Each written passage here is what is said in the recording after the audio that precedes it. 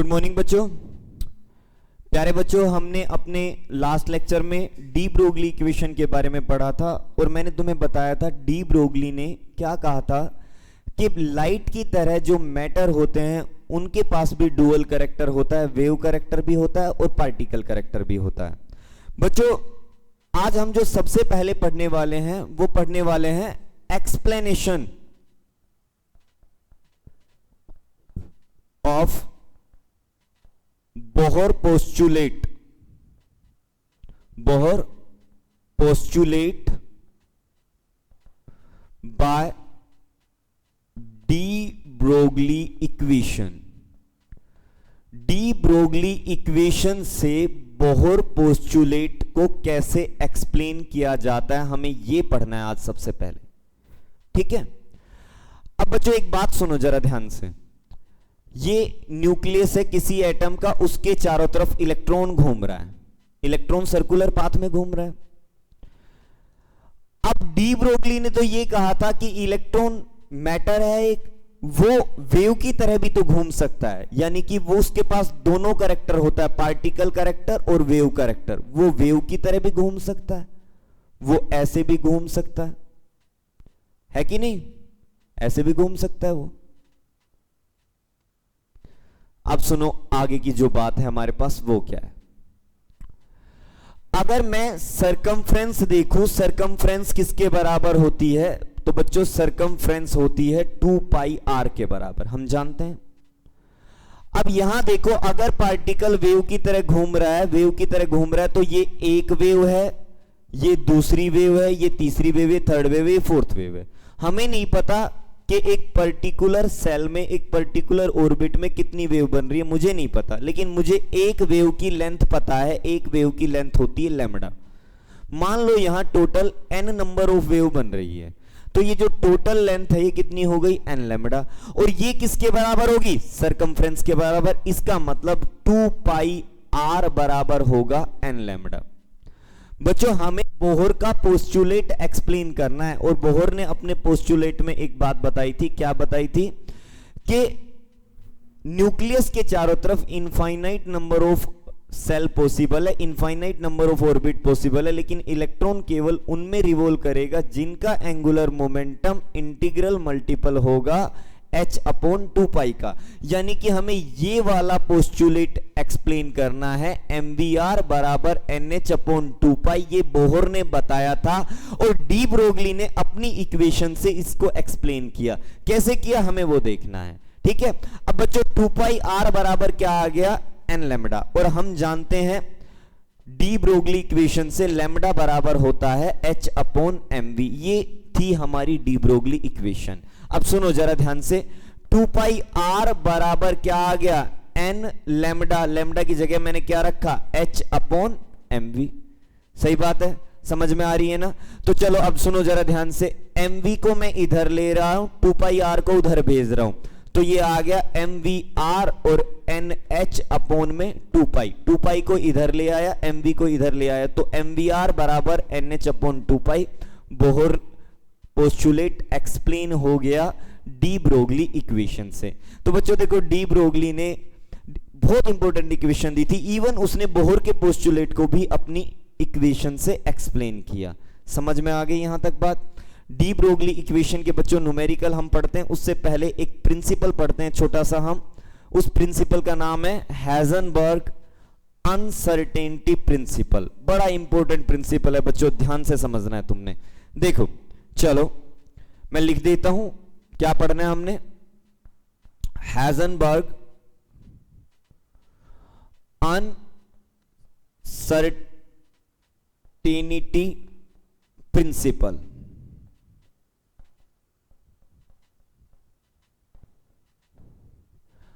Uncertain word का नाम तुम जानते हो, जिसमें एरर के चांस ज्यादा हो, एक्यूरेसी कम हो, उसको हम बोलते हैं अनसर्टेन। और सर्टेन हम एक्यूरेट चीज को बोलते हैं कि भाई ये सर्टेन है, एक्यूरेट है। अनसर्टेन का मतलब इन्होंने कहीं ना कहीं एक तरह से एरर के लिए ये प्रिंसिपल दिया था। अब सुनो जरा तुम ध्यान से, क्या था ये प्रिंसिपल? ये प्रिंसिपल कुछ ऐसा था कि ये न्यूक्लियस है और न्यूक्लियस के चारों तरफ इलेक्ट्रॉन घूम रहा है। इलेक्ट्रॉन घूम रहा है। बच्चों जो इलेक्ट्रॉन होता है ना उसका मास बहुत कम होता है, तुम जानते भी हो इसका मास होता है 9.1 इंटू 10⁻⁻31 किलोग्राम, जो कि बहुत कम है। ये जो मास है ये बहुत कम है। इलेक्ट्रॉन को हम एक माइक्रोस्कोपिक पार्टिकल मानते हैं। कैसा मानते हैं? Microscopic particle. माइक्रो का मतलब होता है छोटा, एक बहुत छोटा पार्टिकल हम मानते हैं इलेक्ट्रॉन को। अब इलेक्ट्रॉन न्यूक्लियस के चारों तरफ घूम रहा है, मुझे क्या देखना है? मुझे एक पर्टिकुलर टाइम के ऊपर, एक पर्टिकुलर इंस्टेंट टाइम के ऊपर मुझे इस इलेक्ट्रॉन की पोजीशन और मोमेंटम, दो चीजें चेक करनी है। भाई न्यूक्लियस के चारों तरफ इलेक्ट्रॉन घूम रहा था और मैंने किसी बच्चे को कहा कि भाई एक बार जरा अभी इसी टाइम चेक करके बताओ इलेक्ट्रॉन किस पोजीशन पे है और उस पोजीशन पे इसकी वेलोसिटी कितनी है।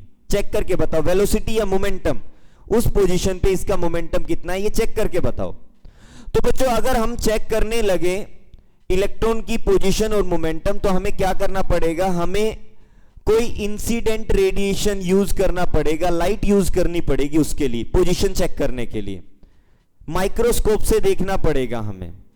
अब जब मैंने इंसिडेंट रेडिएशन यूज किया किसी लाइट का, तो वो आके टकराया इस इलेक्ट्रॉन से, और जैसे ही टकराया इस इलेक्ट्रॉन से तो इलेक्ट्रॉन की पोजीशन और वेलोसिटी दोनों डिस्टर्ब हो गई। अरे इलेक्ट्रॉन बहुत छोटा पार्टिकल है, जैसे ही वो रेडिएशन, वो फोटोन टकराएगा, वो टकराएगा इस इलेक्ट्रॉन से तो इस इलेक्ट्रॉन की पोजीशन और मोमेंटम दोनों डिस्टर्ब हो जाएंगे। अब अगर मैं पोजीशन एक्यूरेटली देखना चाहता हूं, मैंने तो देखो किसी भी लाइट का रेडिएशन यूज किया और फोटोन जाके टकराए इलेक्ट्रॉन से, मुझे पोजीशन देखनी है केवल उसकी, तो पोजीशन मैंने चेक कर ली, लेकिन उस टाइम पे मैं उसका मोमेंटम चेक नहीं कर पाऊंगा क्योंकि मोमेंटम में बहुत ज्यादा अनसर्टेनिटी आ जाएगी, क्योंकि जैसे ही टकराएगा रेडिएशन इससे तो उसकी वेलोसिटी में बदलाव आएगा, और वेलोसिटी में अगर बदलाव आएगा तो बच्चों मोमेंटम भी चेंज होगा और मोमेंटम एक्यूरेटली मेजर नहीं होगा उस पर्टिकुलर इंस्टेंट टाइम के ऊपर। और अगर मैं मोमेंटम चेक कर रहा हूं तो पोजीशन मेजर नहीं होगी। तो बच्चों कहानी क्या है? हेजनबर्ग ने क्या कहा कि किसी भी माइक्रोस्कोपिक पार्टिकल के लिए या तो हम मोमेंटम या पोजीशन एक बार में एक को ही मेजर कर सकते हैं। अगर दोनों को मेजर करने लगे ना तो दोनों एक साथ मेजर नहीं होंगे। अगर मैं पोजीशन को मेजर करता हूं एक्यूरेटली तो बहुत ज्यादा अनसर्टेनिटी, एरर आएगी मोमेंटम के अंदर, और अगर मैं मोमेंटम को एक्यूरेटली मेजर करता हूं तो बहुत ज्यादा एरर आएगी पोजीशन के अंदर। यानी कि एक टाइम पे एक्यूरेटली हम एक को ही मेजर कर सकते हैं, दोनों को मेजर नहीं कर सकते। ये था हेजनबर्ग अनसर्टेनिटी प्रिंसिपल। एक बार मैं डेफिनेशन लिख देता हूं इसकी बच्चों। डेफिनेशन देखो क्या है। According to this principle, according to this principle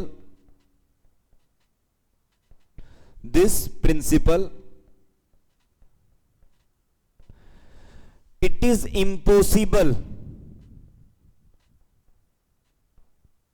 impossible to measure position and momentum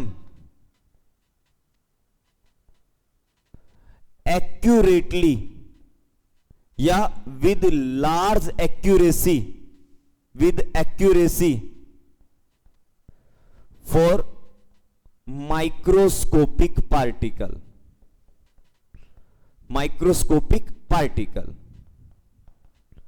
कि माइक्रोस्कोपिक पार्टिकल के लिए पोजीशन और मोमेंटम एक्यूरेसी के साथ मेजर करना इम्पॉसिबल है। ठीक है।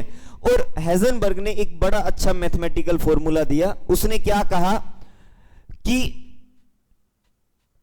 अनसर्टेनिटी इन पोजीशन और अनसर्टेनिटी इन मोमेंटम का जो प्रोडक्ट होगा वो ग्रेटर देन या इक्वल टू होगा h/4 पाई के। जरा ध्यान से देखना बच्चों। मान लो न्यूक्लियस के चारों तरफ ये इलेक्ट्रॉन घूम रहा है। अब इलेक्ट्रॉन तो एक छोटा सा पार्टिकल होता है और वो लगातार रिवॉल्व कर रहा है। अगर मैंने कहा तुम्हें कि भाई इस इलेक्ट्रॉन की पोजीशन चेक करनी है, तो जब हम पोजीशन चेक करेंगे, वो लगातार रिवॉल्व कर रहा है। अब रिवॉल्व कर रहा है तो पोजीशन एक्यूरेटली मेजर करना मुश्किल है। वो पोजीशन यहां पे भी हो सकती है, यहां पे भी हो सकती है, यहां पे भी हो सकती है, ठीक है। उसी तरह मोमेंटम मेजर करना भी मुश्किल है, क्योंकि लगातार इसकी वेलोसिटी में चेंज आता रहता है। अब सुनो जरा ध्यान से, अगली जो कहानी क्या है वो क्या है। हाइजेनबर्ग ने यह कहा कि पोजीशन और मोमेंटम में जो अनसर्टेनिटी होगी, अनसर्टेनिटी का मतलब यानी कि जो फिक्स नहीं है, जैसे मैं कह रहा ना इलेक्ट्रॉन यहां भी हो सकता है, यहां भी हो सकता है, यहां भी हो सकता है, तो यहां से लेके यहां तक इलेक्ट्रॉन अनसर्टेन है, सर्टेन नहीं, कोई फिक्स पोजीशन नहीं है। तो पोजीशन और मोमेंटम में जो अनसर्टेनिटी होगी, उनका जो प्रोडक्ट है वो या तो h/4π के बराबर होगा या उससे ज्यादा होगा। ये बात बताई हाइजेनबर्ग ने। अब सुनो जरा ध्यान से, अगर कभी भी if position is measured with accuracy, if position is measured with accuracy, अगर मैं पोजीशन को एक्यूरेसी के साथ मेजर कर रहा हूं, पोजीशन में एक्यूरेटली मेजर कर रहा हूं, तो बच्चों डेल एक्स की वैल्यू कम होगी। मैं तुम्हें बता देता हूं, यहां डेल एक्स क्या है, डेल एक्स है अनसर्टेनिटी। अनसर्टेनिटी का मतलब एरर इन पोजीशन, पोजीशन के अंदर अनसर्टेनिटी। और डेल पी क्या है, डेल पी है uncertainty, uncertainty in momentum, momentum के अंदर अनसर्टेनिटी, ठीक है। अगर मैं पोजीशन को एक्यूरेटली मेजर कर रहा हूं, एक्यूरेटली मेजर करने का मतलब बच्चों सर्टेन है, अनसर्टेन तो है ही नहीं, और अनसर्टेन नहीं है तो डेल एक्स की वैल्यू बहुत कम होगी, डेल एक्स की वैल्यू बहुत कम होगी, क्योंकि ये तो एक्यूरेसी के साथ मेजर हो रहा है। अगर बच्चों डेल एक्स की वैल्यू कम होगी, अगर ये कम होगा, इन दोनों का प्रोडक्ट हमेशा इसके बराबर होता है, अगर ये कम होगा तो बच्चों डेल पी ऑटोमेटिकली क्या हो जाएगा, ज्यादा हो जाएगा, क्योंकि इन दोनों का प्रोडक्ट तो हमेशा फिक्स है इसके बराबर। जैसे मैं अगर तुमसे ये कहूं कि भाई दो चीज है, एक्स और वाई दोनों का प्रोडक्ट 8 के बराबर है, ठीक है। मान लो x की वैल्यू में कम कर देता हूं, जैसे अभी मैं मान लेता हूं x 2 है और y 4 है और बराबर 8, ठीक है। अगर मैं x की वैल्यू 1 कर दूं तो बताओ y कितना लेना पड़ेगा, y हमें 8 लेना पड़ेगा, तब ये बराबर 8 के आएगा, है कि नहीं। अगर डेल x की वैल्यू, अगर डेल x की वैल्यू कम है तो ऑटोमेटिकली डेल p बढ़ जाएगा। अब समझो बात को, बात क्या है, अगर पोजीशन एक्यूरेटली मेजर हो रही है, पोजीशन एक्यूरेसी के साथ मेजर हो रही है, तो बच्चों पोजीशन में एरर के चांस कम है। और ये क्या है, डेल एक्स क्या है, अनसर्टेनिटी, एरर, पोजीशन के अंदर एरर, उसकी वैल्यू कम हो जाएगी क्योंकि वो तो एक्यूरेसी के साथ मेजर हो रहा है। और अगर पोजीशन में अनसर्टेनिटी कम होगी तो ऑटोमेटिकली मोमेंटम में अनसर्टेनिटी बढ़ जाएगी। यही तो है हाइजेनबर्ग अनसर्टेनिटी प्रिंसिपल। तो बच्चों मैं यहां क्या कहूंगा, if position is measured with accuracy, that is del x बहुत कम होगा, उस टाइम पे क्या होगा, then there is large uncertainty in momentum. तो उस टाइम पे मोमेंटम के अंदर अनसर्टेनिटी बहुत ज्यादा होगी, इसका मतलब डेल पी की वैल्यू ज्यादा होगी। समझ में आई बात। अब सुनो अगली कहानी। अगली कहानी क्या है, इफ अगर momentum measured with accuracy, momentum is measured with accuracy, अगर मैं मोमेंटम को एक्यूरेसी के साथ मेजर करता हूं, मोमेंटम को एक्यूरेसी के साथ अगर मेजर करूंगा तो डेल पी की वैल्यू कम होगी, मोमेंटम में एरर के चांस कम होंगे। अगर मोमेंटम में एरर के चांस कम होंगे तो अनसर्टेनिटी यानी कि एरर के चांस पोजीशन में ज्यादा हो जाएंगे। अगर ये एक्यूरेसी के साथ मेजर हो रहा है तो डेल पी कम होगा, है ना, then there is large uncertainty, uncertainty in position, position के अंदर जो अनसर्टेनिटी है वो बहुत ज्यादा होगी। समझ में आ रही है बात, क्लियर है, कोई बड़ी बात नहीं है यहां तक। अब सुनो आगे की कहानी। बच्चों हम एक बात जानते हैं, एज वी नो, हम क्या जानते हैं, एज वी नो, मोमेंटम जो होता है P बराबर होता है मास इनटू वेलोसिटी। अरे होता है कि नहीं होता है? और ये अनसर्टेनिटी इन मोमेंटम किसके बराबर होगा? बच्चों देखो, जो इलेक्ट्रॉन घूम रहा है न्यूक्लियस के चारों तरफ, उसका मास तो फिक्स है, मास तो हम जानते हैं। अनसर्टेनिटी जो है वो किसके अंदर है? वेलोसिटी के अंदर।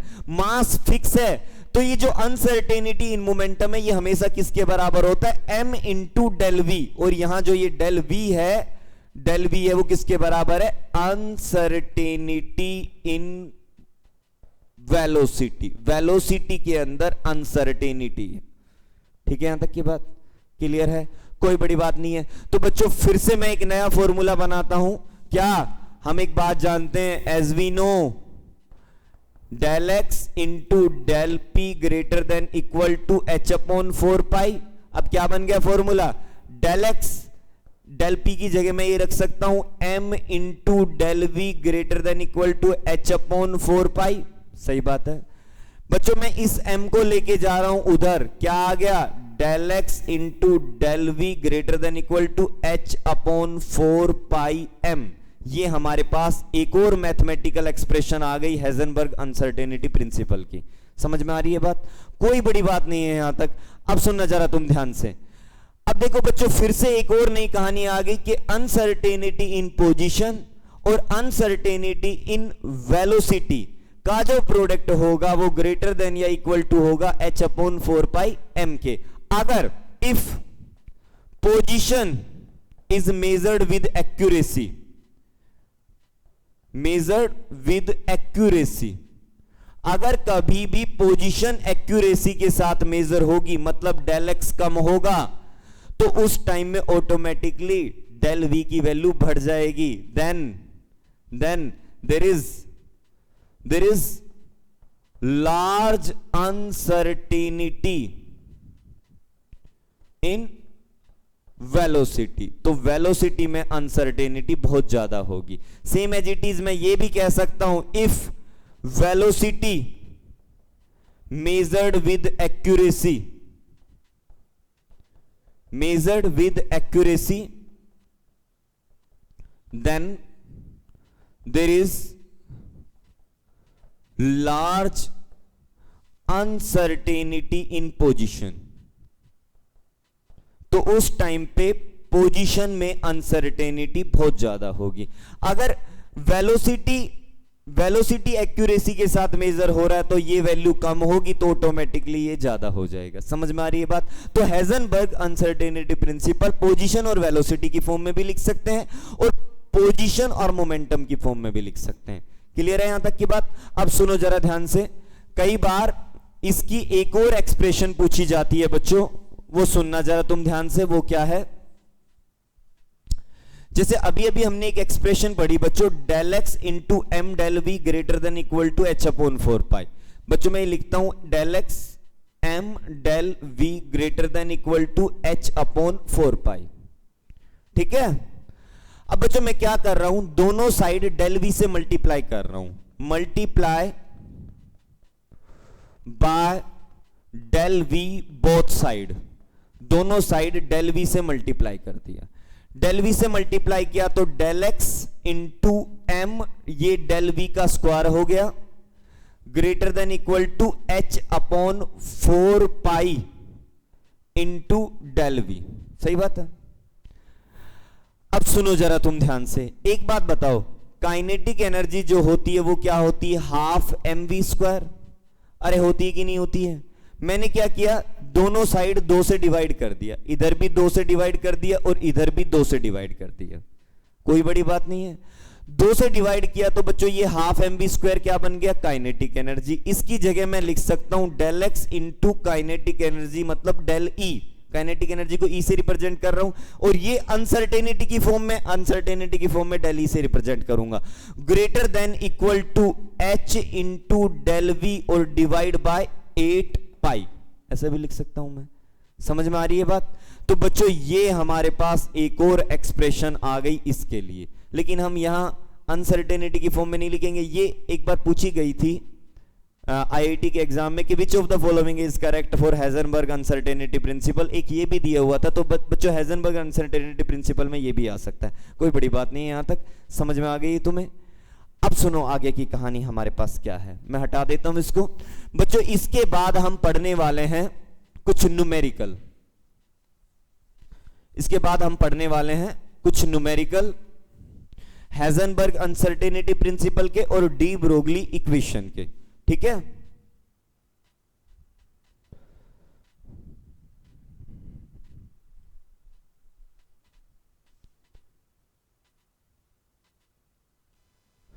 देखो बच्चों, अब हमारे सामने कुछ न्यूमेरिकल दिए हुए हैं, डी ब्रोगली इक्वेशन और हाइजेनबर्ग अनसर्टेनिटी प्रिंसिपल के ऊपर हम कंबाइन में बस ये कुछ न्यूमेरिकल पढ़ने वाले हैं और इनसे रिलेटेड प्रॉब्लम सीट में तुम्हें प्रोवाइड करा दूंगा। अब देखो पहला न्यूमेरिकल देखो, What is the wavelength of a ball of mass 0.1 kilogram moving with velocity 10 metre पर सेकेंड। अब देखो बच्चों मैं तुम्हें एक बात बता देता हूं, वेवलेंथ अगर पूछता है कभी भी मास और वेलोसिटी देके तो डी ब्रोगली इक्वेशन यूज करनी है। और हम जानते हैं डी ब्रोगली इक्वेशन होती है लैम्डा बराबर h अपॉन mv, होती है कि नहीं होती है?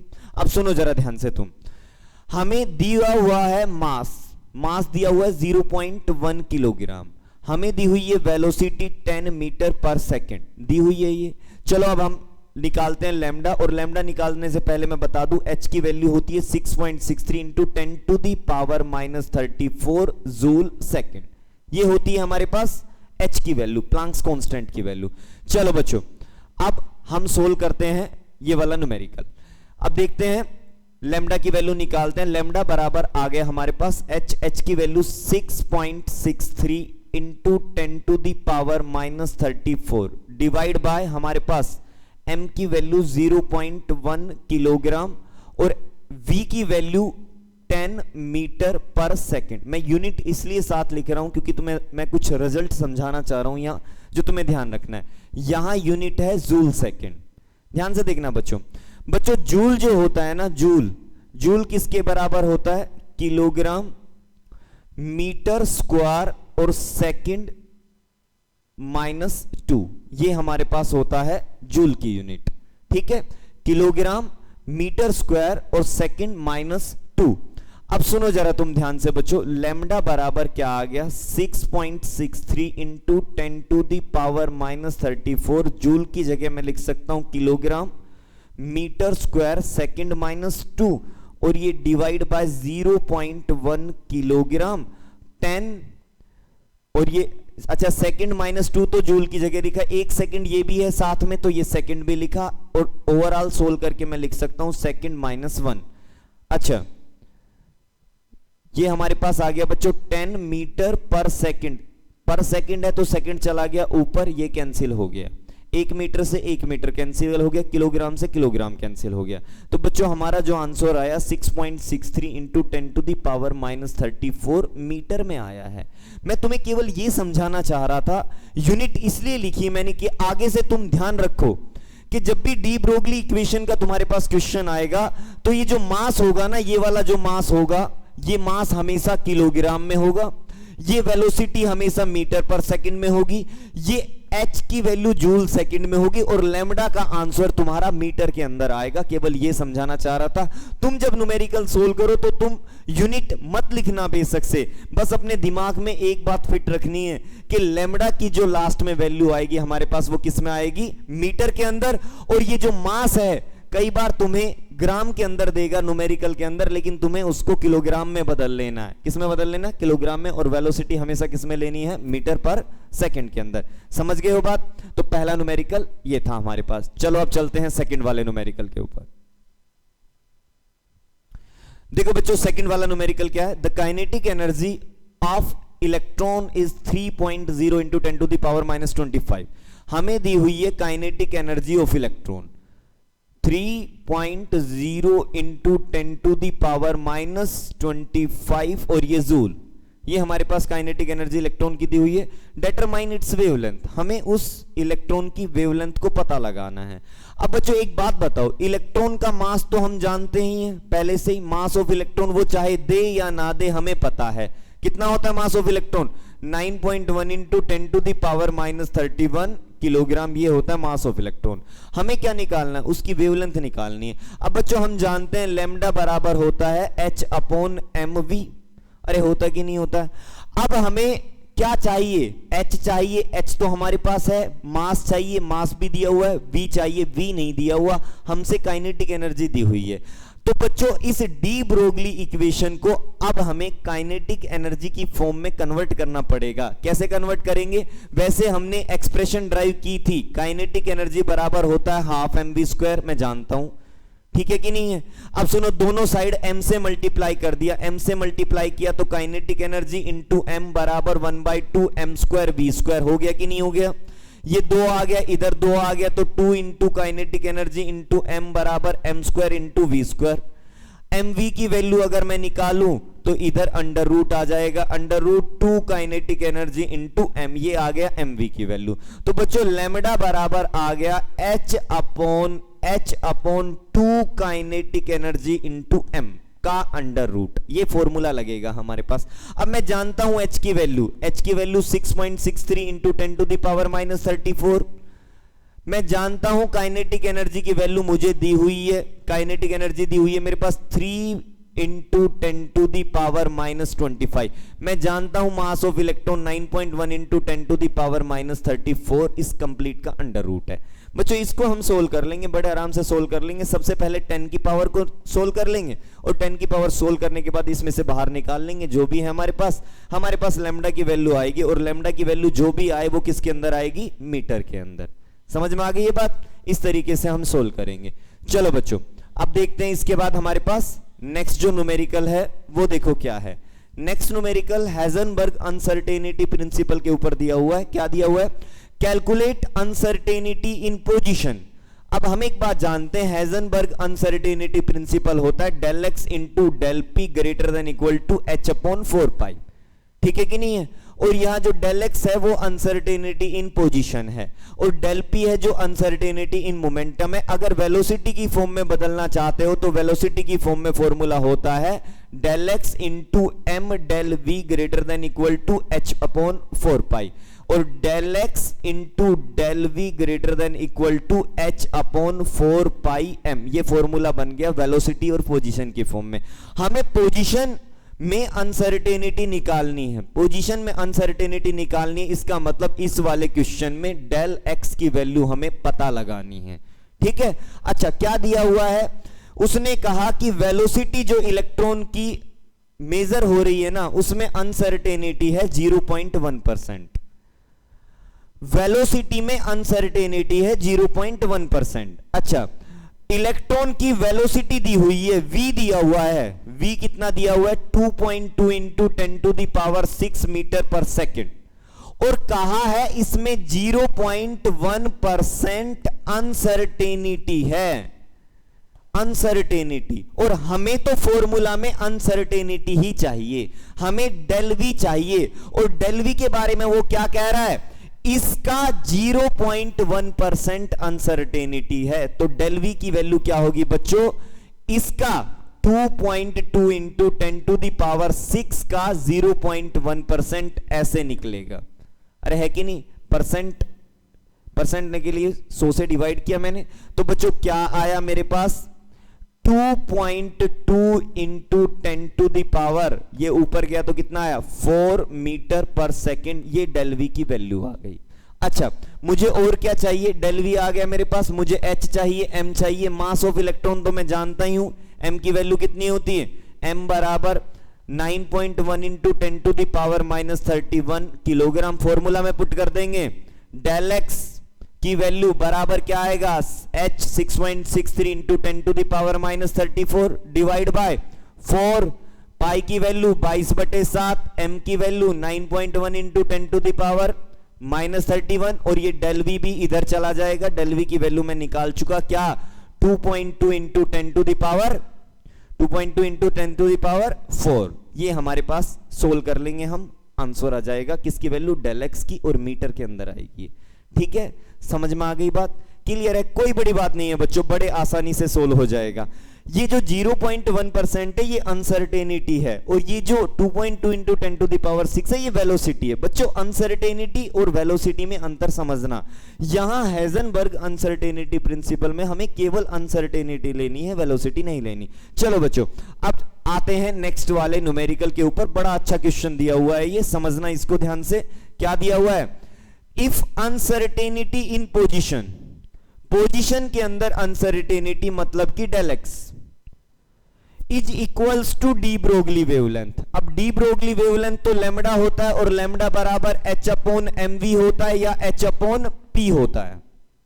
ठीक है, तो बच्चों फाइनली रिजल्ट आया कि डेल एक्स बराबर h अपॉन p अगर है ये प्रूफ नहीं है, ये उसने हाइपोथेटिकली बनावटी हमें दिया हुआ है न्यूमेरिकल को सोल्व कराने के लिए कि अगर डेल एक्स बराबर h अपॉन p है तो उस टाइम पे बताओ वेलोसिटी क्या होगी। वेलोसिटी पूछिए उसने, तो बच्चों हम निकालते हैं। हम एक बात जानते हैं, as we know Heisenberg uncertainty principle होता है del x into del P greater than equal to h upon 4 अरे होता कि नहीं होता है? अब डेल एक्स किसके बराबर है? h अपॉन पी के, तो h upon P into del P greater than equal to h upon 4 h से h कैंसिल हो गया। जो डेल पी से p को नहीं काटना है, क्यों? क्योंकि डेल p है अनसर्टेनिटी और p है सिंपल मोमेंटम। ये है अनसर्टेनिटी इन मोमेंटम, ये है सिंपल मोमेंटम। लेकिन मुझे एक बात का पता है, डेल p का फॉर्मूला होगा m इंटू डेल v और p का फॉर्मूला होगा m इंटू v।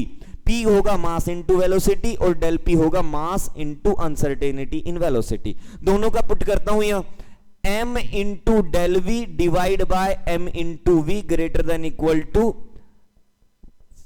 1 अपॉन 4 क्योंकि h से h तो कैंसिल हो गया, m से बच्चों अब m कैंसिल हो जाएगा, लेकिन डेल v से v कैंसिल नहीं होगा। हमें v की वैल्यू निकालनी है, तो बच्चों देखो v को ले गया उधर, या मैं ये भी कह सकता हूं del v greater than equal to क्या आया 1 अपॉन 4 v चला गया ऊपर। अब हमें क्या निकालना है? v ही तो निकालना है, तो del v upon 4 greater than equal to v, ये हमारे पास वेलोसिटी की वैल्यू आ गई। v निकालना था हमें वेलोसिटी निकालनी थी, ना कि अनसर्टेनिटी निकालनी थी। अगर वो तुमसे अनसर्टेनिटी पूछता तो डेल v, अगर वेलोसिटी पूछता है तो v। समझ में आ गई बात? क्लियर है? तो बच्चों ये हमारे पास कुछ न्यूमेरिकल थे हाइजेनबर्ग अनसर्टेनिटी प्रिंसिपल के और डी ब्रोगली इक्वेशन के। बच्चों अच्छे से करना है, और जहां भी तुम्हें समझ में नहीं आता मेरे से पूछना है। मैं एक प्रॉब्लम सीट दूंगा तुम्हें जिसमें इन दोनों टॉपिक के ऊपर न्यूमेरिकल होंगे। ठीक है बच्चों, थैंक यू।